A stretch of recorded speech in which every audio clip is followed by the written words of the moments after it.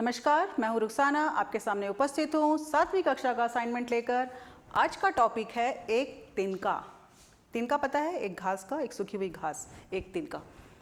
कवि परिचय और कविता, ये दोनों आपको के बारे में जानकारी मिलेगी।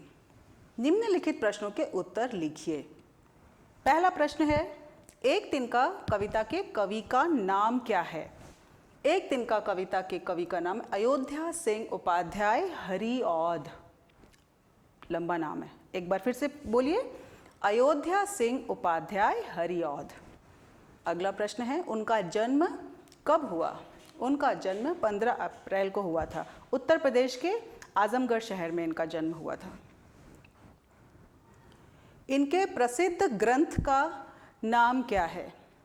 यहाँ पर तो प्रिय प्रवास है, इन्होंने बहुत सारे लिखे हैं, चंद्र खिलौने, चांद तारे, ऐसे बहुत सारे इन्होंने लिखे हैं कहानी, और उनमें से ये प्रसिद्ध, सबसे ज़्यादा प्रसिद्ध है इनका प्रिय प्रवास।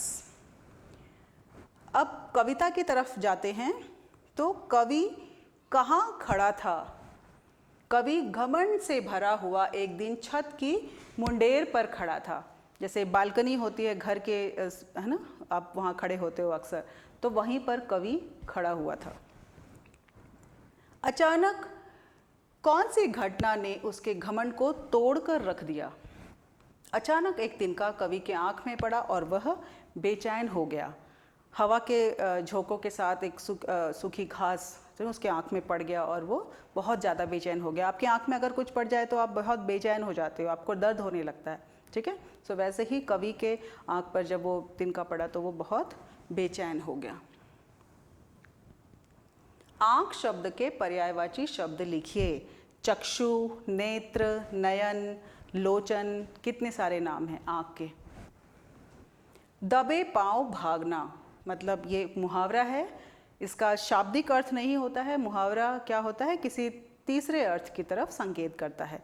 तो ये है दबे पांव भागना, मुहावरा है, इसका मतलब होता है चुपके से निकल जाना।